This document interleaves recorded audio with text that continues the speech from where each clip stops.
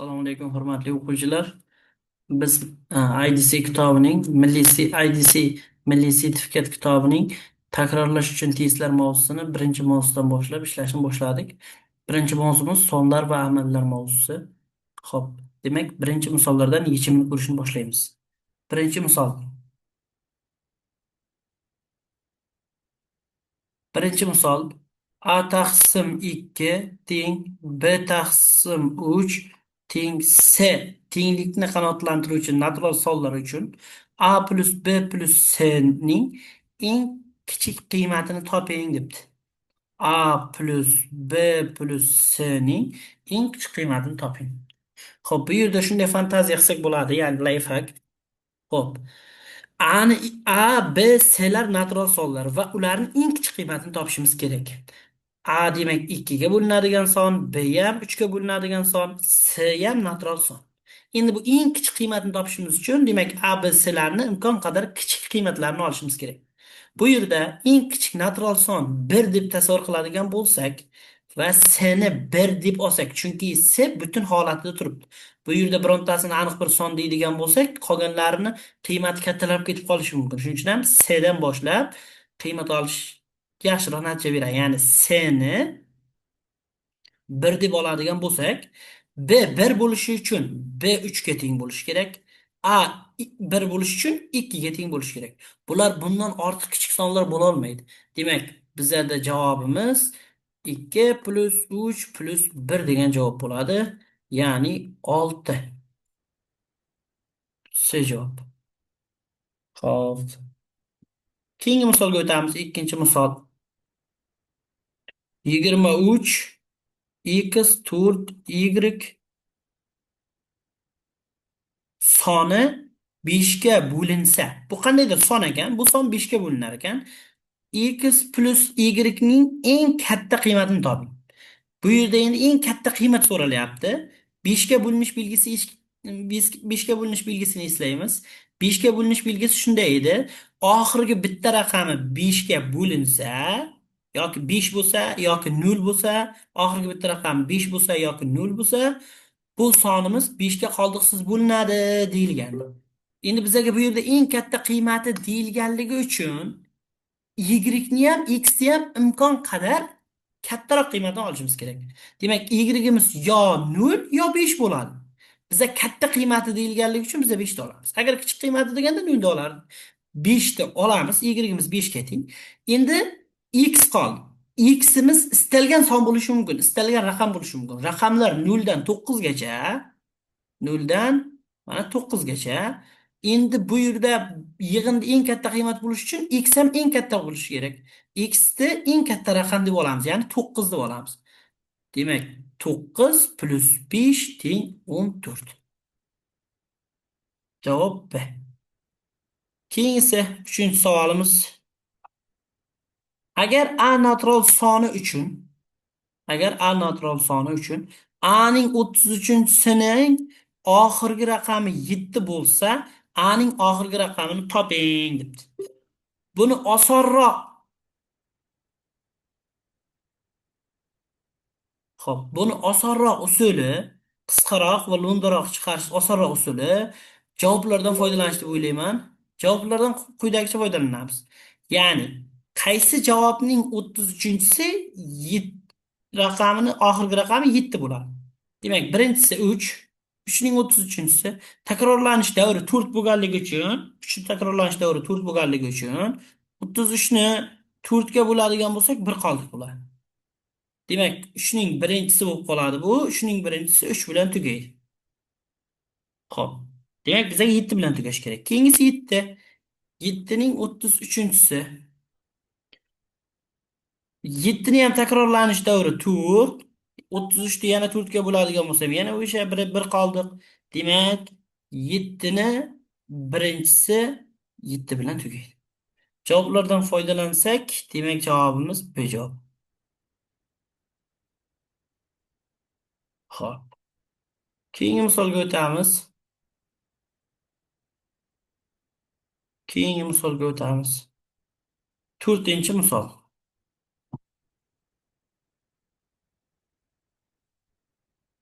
To'rtinchi misolda quyidagicha misol berilgan.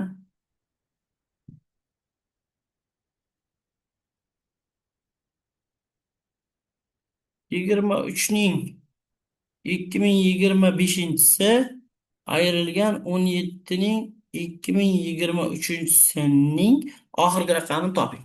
Xo'p, ayirmani oxirgi raqamini topishda bitta narsaga e'tibor berish kerak. Ya'ni ayriluvchi, kamayuvchi ayiruvchidan katta bo'lishi shart. Ya'ni oxirgi raqamlarni ayirishimiz uchun. Agarda kamayuvchi kichik bo'ladigan bo'lsa, buning oxirgi raqamidan, ya'ni ayiruvchining oxirgi raqamidan kamayuvchini oxirgi raqamini ayirib qo'yiladi. Hozir bu yerda 23 ning 2025-si 17 ning 2023-sidan aniq katta. Shuning uchun ham biza birinchi buni oxirgi raqamini topib, so'ngra bunikini topib, ikkalasini bir-biridan ayirib qo'yish kifoya qiladi. Xo'p, qaraymiz. Oxirgi raqam mavzusida shunday joylari bor edi. Oxirida turgan raqamning o'zini oxirgi raqamini topish berilgan sonning oxirgi raqamini topish bilan bir xil edi. Demak, biz bitta-bitta raqamlarni, oxirida turgan bitta-bitta raqamlarni darajasi bilan olamiz. Oldidagi sonlar shart emas bizga hozir. Demak, 3 ning 2025-si ayrilgan 7 ning 2023-si. Xo'p. 3 ni ham 7 ni ham takrorlanish davri 4. Demak, darajalarni takrorlanish davriga bo'lamiz. 2025 ni bo'lamiz 4 ga. Bunda qoldiq 1 chiqadi. 2023 ni bo'lamiz 4 ga. Xo'p. 5 kere 4 20 sam 0. Bitta 0 beramiz. 23 ichida yana 5 kere 4 20 ayiraversam 3 qoldi. Demak, takror 3 qoldi. Qolar ekan bunda. Bunda qoldiq 1 chiqar ekan. Yuqori darajalar o'rniga olib borib qo'yamiz. 3 ning birinchisi ayrilgan 7 ning uchinchisi. Xo'p, davom etamiz. 3 ning birinchisi 3 bilan tugaydi. Oldida sonlar bor. Ayrilgan 7 ning uchinchisi. 7 ning kvadrati 49, 80, 7 ning uchinchisi 3 bilan tugaydi. Demak, 3 dan 3 ni ayirgan paytimizda nuqta oxir raqami 0 chiqar ekan. Xo'sh. Demak, buni javobi javob. Keyingi savolga o'tamiz. 5-misol. 5-misolimiz 2 ning 2023-si ko'paygan 3 ning 2024-si ning natural bo'luvchilar soni A bo'lsin. A ning natural bo'luvchilar sonini toping. Ya'ni natural bo'luvchilarini toping degan savol. Xo'p. Natural bo'luvchilar, ya'ni n b sini topganimizda darajalariga bir qo'shib bir-biriga ko'paytirardik. Ya'ni bu 2023 plus 1 kanonik yo'lma shaklida turibdi o'zi misol. 2024 plus 1. Ya'ni natija 2024 ko'paygan 2025 teng. Xo'p. Mana shuni ko'paytirib o'tirmasdan addini kanonik yo'lmaga ochib olamiz. 2024 ning kanonik yo'lmasi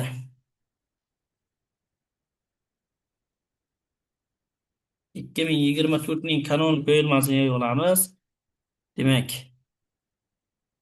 2 ga bo'lamiz. 1012. Yana 2 ga bo'lamiz. 506. Yana 2 ga bo'lamiz. 253. Mana 253 11 ga bo'linadi. 23, 23 ga bo'linadi. 1. 2025 ni kanonik yo'lmasini yozamiz. 25 3 ga bo'linadi. 2 ga bo'linmaydi. 675. 3 ga bo'linadi. 225. 3 ga bo'linadi. 75. 3 ga bo'linadi. 25. 25 5 ga bo'linadi. 5. 5 5 ga bo'linadi. 1. Demak, yoyib olgan paytimizda kanonik yo'lma 2024 niki chiqyapti. 2 ning uchinchisi ko'paygan 11, ko'paygan 23. 2025 niki chiqyapti. 3 ning to'rtinchisi ko'paygan 5 ning kvadrati. Xo'p, bularda umumiylar yo'q. Umumiylar bo'lganda darajalarni qo'shib yuborardik. Aa, demak, shu turishda hisoblaymiz. Demak, buni kanonika yo'lmasi shu holatda ekan. Buni yozib olsam, 2 ni uchinchisi ko'paygan 2dan keyin 3, 3 ni to'rtinchisi ko'paygan 5 ning kvadrati ko'paygan 11 ko'paygan 23. Ana kanonika yo'lmasini yoyib oldik. Endi darajalariga birda qo'shib endi hisoblab qo'ysak yetarli. Hisob kitoblar o'chiraman.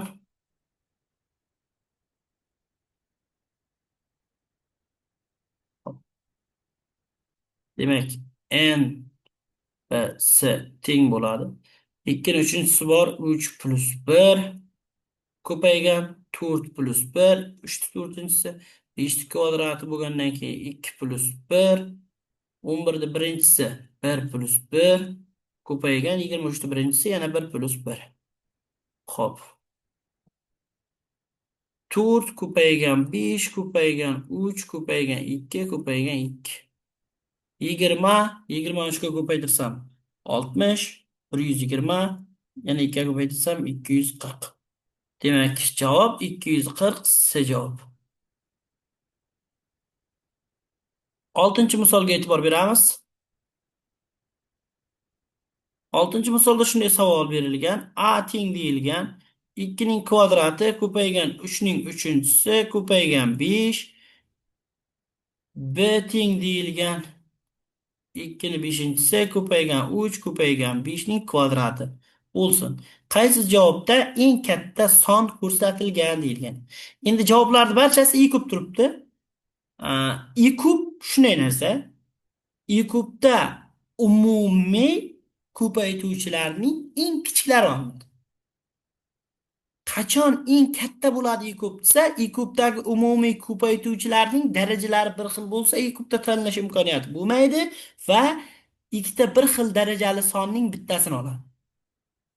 Endi biz javoblarga qaraymiz. Darajalar bir xil qilishimiz kerak. Bu uchalasi ham umumiy ekan. 2 ham bunda ham bor, bunda ham bor, 3 ham bunda ham bor, bunda ham bor, 5 ham bunda ham bor, bunda ham bor. Demak, endi javoblarni darajalarni iloji boricha umumiy qilishga harakat qilishimiz kerak. Mana birinchisida turibdi 3a turibdi. 3a. Ya'ni bunga 3a bo'lgandagi bitta 3 ko'paygan degan. 3 ning to'rtinchisi ko'paygan 3 bo'lib qoladi. Mana A javobni tahlil qilaman. A javobda ko'paygan bitta 3 bo'lganligi uchun A'miz bo'ladi. 2 ning ikkinchisi ko'paygan 3 ning to'rtinchisi ko'paygan 5 bo'lib qoladi. Bitta 3 ga ko'payadi. B javobda B'mizchi 4 ko'paygan B. Bu degani 2 ning kvadrati. Ya'ni B'miz 2 ning kvadratiga oshadi. 2 ning beshinchisi edi. 2 ning kvadrati qo'shilgandan 2 ning yettinchisi bo'ladi. Ko'paygan 3 ko'paygan 5 ning kvadrati. A javobimiz mana shu tartibda bo'ladi. Endi keyingisi B javobimiz. B javobimizda 2a deyilgan. 2a deyilganligi uchun a'mizdan 2 yana bitta qo'shiladi. Ya'ni a bo'ladi 2 ning kvadrati edi, bitta 2 ga ko'paytganligi uchun 2 ning uchinchisi ko'paygan 3 ning uchinchisi ko'paygan 5 bo'lyapti. B'miz bo'lyapti 3 ta b. Ya'ni bunga bitta 3 ko'payyapti. 2 ning beshinchisi ko'paygan 5 ning kvadrati ko'paygan 3 ning ham kvadrati bo'ladi. Keyingisi C javobimiz. 27. A teng 27 degani bu 3 ning uchinchisi. Ya'ni bunda 3 ning o'zi 3 ta bor edi, yana 3 ning 3 tasiga ko'paydi bu degani. 2 ning kvadrati ko'paygan 3 ning oltinchisi ko'paygan 5. Xo'p. 25 ko'paygan b bo'pti. B'miz. Xo'p, 25 deganimiz 5 ning kvadrati. B'da 5 dan 2 ta edi o'zi, yana 2 ta kelib ko'paydi. Ya'ni 5 dan 4 ta bo'lib qoldi degan. 2 ning beshinchisi ko'paygan 3 ko'paygan 5 ning to'rtinchisi.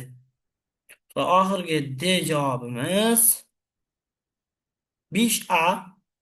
A'da 5 bitta edi, yana bitta 5 ko'payganligi hisobiga A'miz teng bo'lib qolyapti. 2 ning kvadrati ko'paygan 3 ning uchinchisi ko'paygan 5 ning kvadrati. B teng. to'rtta b, ya'ni ikkita b ko'payibdi, ya'ni ikkita b qo'shilibdi bunga. B'ni 2'ni 5'inchisiydi. Demak 2'ni 7'incisi ko'paygan 3 ko'paygan 5'ning kvadrati. Mana hammasini kanonik yo'lmasini, berilganlarni kanonik yo'lmasini topib oldik. Endi kanonik yo'lmaga ko'ra javoblarni tahlil qilamiz. Xo'p, mana bunda ikkalasida i kub olgan paytimizda i kub umumiylarning darajasi kichiklarini oladi. Ya'ni 2'ni 7'incisi bilan 2'ni 2'incisi turibdi, 2'ni 2'incisini oladi. 3 bilan 3 4'incisi turibdi, 3 ni oladi. 5 kvadrat bilan 5 turibdi, 5 ni oladi. Xo'p. Bunisida B javobda bu tomonga yozaman. B javobda 2'ni 5'incisi 2'ni 3'incisi turibdi. 2'ni 3'incisini oladi. Ko'paygan 5 kvadrati 5 turibdi. 5 ni oladi. Xo'p, 3'ni 3'incisi 3'ni 2'incisi turibdi. 3'ning 2'ncisini oladi. C javobimizda. Xo'p, 2'ni 5'incisi 2'ni kvadrat turibdi. 2'ni kvadratini oladi. 3'ni 6'incisi 3 turibdi. 3 ni oladi. Xo'p, 5 turibdi. 5 4'incisi turibdi. 5 ni oladi. D javobimizda 2'ni kvadratini oladi. 2'ning yettinchisi bilan bundan 3 ni oladi. 5 kvadrat 5 kvadrat turibdi. 5'ning kvadratini oladi. Xo'p, hisoblaydigan bo'lsak, A javobimizni javobi 2'ni kvadrat 4, 4 kare 5 20, 60 chiqadi. B javobimizni javobi 8, 8 kare 5 40, 40 ni 9 ga ko'paytirsak 360 chiqadi.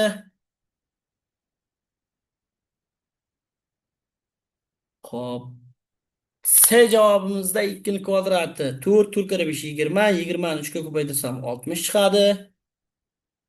D javobimizda 2'ni kvadrati 4, 4 ni 25 ga ko'paytirsam 100, 100 ni 3 ga ko'paytirsam 300. 300 chiqadi. Bundan ko'rinib turibdi, eng katta javobimiz B javob 360. Ya'ni eng kattasi 360 ekan. Ya'ni B javob ekan. Xo'p. 7-chi misolga o'tamiz.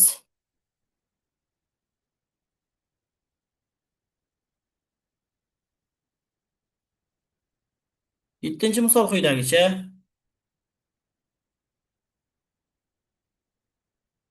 1'ning 5'incisi plus 2'ning 5'incisi plus 3'ning 5'incisi plus va hokazo hokazo hokazo 2024'ning 5'incisi plus 2025'ning 5'incisi. Bu yerda bitta narsaga e'tibor berishimiz kerak. 1, 2, 3 hammasini 5-chi daqiqasi bo'lyapti. Xo'p, 1'ni 5'incisi 1 bilan tugaydi, aniq. Plus 2'ni 5'incisi ham 2 bilan tugaydi. Agar e'tibor beramiz, 2'ni 5'incisini hisoblash qiyin emas. 2'ni 5'incisini hisoblaydigan bo'lsa, 2'ni 5'incisi 2 bilan tugaydi. Plus 3'ni 5'incisi ham 3 bilan tugaydi. Plus hokazo hokazo 9'ni 5'incisi ham 9 bilan tugaydi. Endi bu yog'iga 10 dan boshlanadi. 10 dan boshlangan paytda oxirgi raqamini olib ketaveramiz deb aytdim oldingi misolda ishlagan paytimizda, ya'ni 2024 ning 5'inchisini 4 ning 5'inchisini tasavvur qilishimiz kerak. 10 ning 5'inchisini 0 ning 5'inchisini tasavvur qilishimiz kerak.